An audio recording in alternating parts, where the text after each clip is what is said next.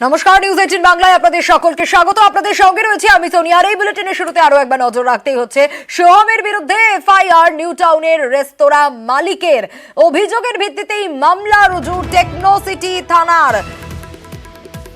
সোহমের বিরুদ্ধে FIR, new টাউনের রেস্তোরাঁ মালিকের অভিযোগের যে ভিত্তি, সেই ভিত্তিতেই মামলা রুজু টেকনোসিটি থানার তরফ থেকে। আরো বিস্তারিত জানাবে এই বিষয়ে আমাদের প্রতিনিধি অমিত আমাদের সঙ্গে রয়েছেন। অমিত, একেবারে দেখো, টেকনোসিটি থানাতে সোহমের বিরুদ্ধে এফআইআর করা হয়েছে, কারণ রেস্তোরাঁ মালিককে মারধর এবং তার ম্যানেজারকে মারধর করা হয়েছিল। এই মর্মে লিখিত অভিযোগ দায়ের করা হয়েছিল রেস্তোরাঁ কর্তৃপক্ষের তরফে, এবং সেই অভিযোগের ভিত্তিতেই সোহমের বিরুদ্ধে এফআইআর করা হয়। অন্যদিকে ঘটনার সূত্রপাত কিভাবে হয়েছিল, ঘটনা কি ঘটছিল তা জানিয়ে কিছুক্ষণ আগে টেকনোসিটি থানাতে পাল্টা অভিযোগ দায়ের করলেন অভিনেতা সোহম রেস্তোরাঁ কর্তৃপক্ষের বিরুদ্ধে। তিনি স্পষ্টত বলেছেন যে ঘটনার শুরুতেই তার সঙ্গে থাকা যারা নিরাপত্তারক্ষী, যারা পুলিশ কর্মী, তাদেরকে ধাক্কা দেওয়া হয়। অভিনেতা সোহমকে অশালীন বা অসভ্য ভাষায় গালিগালাজ করা হয়, এমনটাই তার অভিযোগ। এই কারণে তিনিও পাল্টা লিখিত অভিযোগ দায়ের করলেন টেকনোসিটি থানাতে।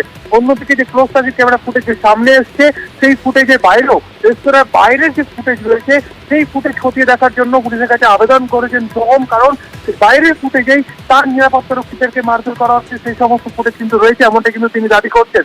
স্বাভাবিকভাবেই গতকাল শুটিং চলাকালীন নিউ টাউনের রেস্তোরাঁয় যে ঘটনা ঘটে, অর্থাৎ রেস্তোরাঁর মালিক এবং ম্যানেজারকে যেভাবে মারধর করা হয়েছে, তার ভিত্তিতে রেস্তোরাঁ কর্তৃপক্ষ টেকনোসিটি থানাতে অভিযোগ করেছিল অভিনেতা সোহম চক্রবর্তীর বিরুদ্ধে। সেই অভিযোগের ভিত্তিতেই সোহম চক্রবর্তীর বিরুদ্ধে মারধর, হুমকি, বেআইনি ভাবে আটকে রাখা, বাধা দেওয়া, এই সমস্ত সেকশনে কিন্তু মামলা রুজু করা হয়েছে টেকনোসিটি থানা পুলিশের তরফে। অন্যদিকে কিছুক্ষণ আগে শুটিং সেরে তিনি পৌঁছে যান টেকনোসিটি থানাতে এবং পাল্টা তিনি অভিযোগ করলেন রেস্তোরাঁ কর্তৃপক্ষের বিরুদ্ধে। বেশ অমিত, এই এফআইআর নিয়ে সোহম কি বলেছেন শোনাবো। আমি যেখানে ধাক্কাটা দিচ্ছি সেইটাই কেন দেখানো হচ্ছে? আমি তো পাগল নই যে আমি দুম করে গিয়ে তাকে একজনকে ধাক্কা মেরে দেবো। তো তার যে উৎসটা, এটা আপনাদের কাছে অনুরোধ যে আপনারাই বার করে দেখুন এবং ওনাকে বলুন, ওনার যিনি মালিক আছে ওই ধাবার, তো তাকে বলুন যে বাইরের যে সিসিটিভি ফুটেজ যেখান থেকে ঘটনাটার উৎস, সেটা কোথায় গেল। নিশ্চয়ই জল মাথার উপর দিয়ে গেছে, তবেই সোহম রিঅ্যাক্ট করেছে। অবশ্যই একজনের রাইটস রয়েছে, উনি যেখানে মনে হচ্ছে যে ওনার কোনো রকম অত্যাচার হয়েছে, তো নিশ্চয়ই সেখানে তিনি এফআইআর করেছেন এবং আমি আমার তরফ থেকে স্টেপ নিচ্ছি, লিগাল স্টেপ নেব।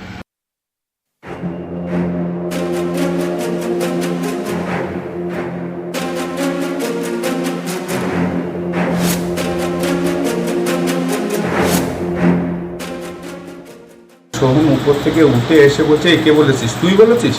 হ্যাঁ, কেউ কোনো পরিচয় জানলো না, কিছু করলো না, সঙ্গে সঙ্গে আমার বুকের কলার ধরে এইখানে একটা ঘুষি মারলো।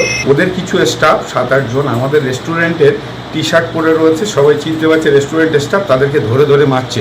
দেখুন, গালাগালি করবে উল্টোপাল্টা ভাবে, ঠিক আছে, এবং সর্বোপরি অভিষেক বন্দ্যোপাধ্যায়কে নিয়ে গালাগালি করবে, হ্যাঁ, সেটা তো মানা যায় না। যাই হোক, মোটামুটি করেছি, 2-4টে চর মেরেছি, দোকানে ধাক্কা মেরেছি। সোহম চক্রবর্তী অভিনেতা এবং পূর্ব মেদিনীপুরের চণ্ডীপুরের তৃণমূল বিধায়ক। শুক্রবার সোহমের একটি ফিল্মের শুটিং চলছিল নিউ টাউনের সাপুরচি এলাকার এই রেস্তোরাঁয়। এই রেস্তোরাঁর মালিককেই মারধর করেন সোহম।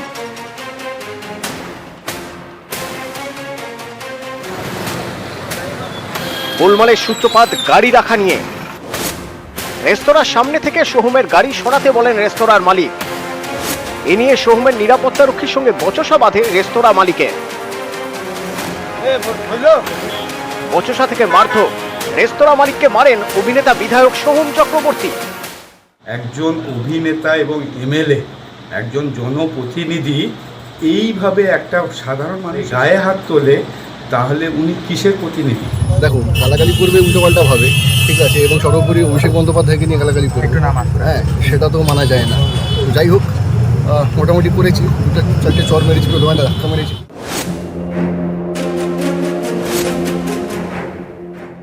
তো স্যার বলেছে যে অভিষেকের হোক নরেন্দ্র মোদী হোক, গাড়িটা আপনি একটু সরান, গেস্ট আসছে, আমার একটা রুজি রোজগারের জায়গা, তা এই নিয়ে উনি মালিকের উপর চড়া হয়। মালিককে মানে হিরো নিজেই, উনি নিজেই বলছে রেস্টুরেন্ট বন্ধ করে দেবো। 2 নম্বর, আমরা ভয়ে আতঙ্কে আছি। খুব অকথ্য ভাষায় গালিগালাজ করতে শুরু করে। দাদার যে অন ডিউটি পিএসও ছিল, পুলিশ স্টাফ ছিল, তাকে ধাক্কা দেয়। অভিষেক ব্যানার্জি যিনি আছেন, ওনাকে নিয়ে বাজে কথা বলেন এবং তারপরে এইটা সোহমদা শোনে এবং সোহমদা তারপরে দুই তরফেই পুলিশের কাছে অভিযোগ দায়ের হয়েছে। তদন্ত শুরু করেছে টেকনোসিটি থানার পুলিশ। এই ঘটনায় শেষমেশ ক্ষমা চান সোহম।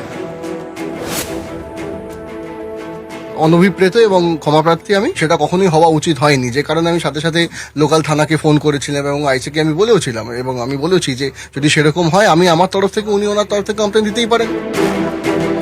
নিউজ 18 বাংলা। রাইসিনা হিলসে একেবারে সাজো সাজো রব। রবিবার রাষ্ট্রপতি ভবনে তৃতীয়বারের জন্য প্রধানমন্ত্রী পদে শপথ নেবেন নরেন্দ্র মোদী। সন্ধ্যে 7:15 নাগাদ মোদীকে শপথ বাক্য পাঠ করাবেন রাষ্ট্রপতি দ্রৌপদী মুর্মু।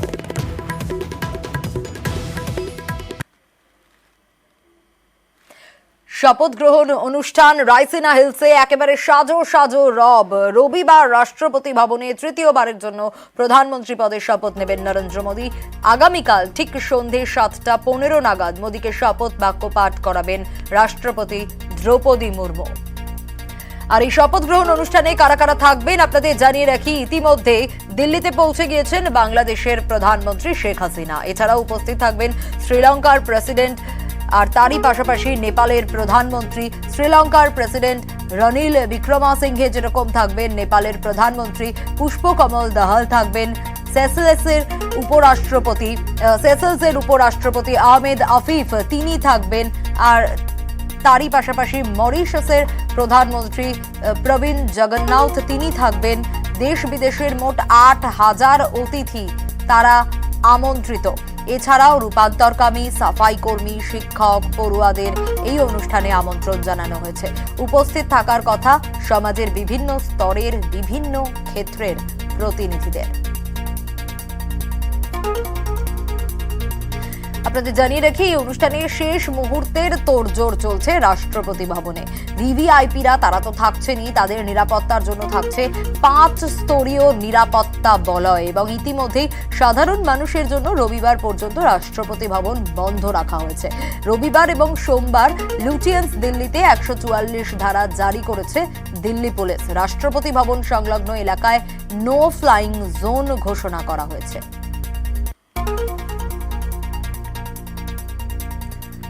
আরও একবার জানিয়ে রাখি, এই অনুষ্ঠানের একেবারে শেষ মুহূর্তের প্রস্তুতি চলছে, তোড়জোড় চলছে। সন্ধ্যে 7:15 নাগাদ আগামীকাল মোদীকে শপথ বাক্য পাঠ করাবেন রাষ্ট্রপতি দ্রৌপদী মুর্মু।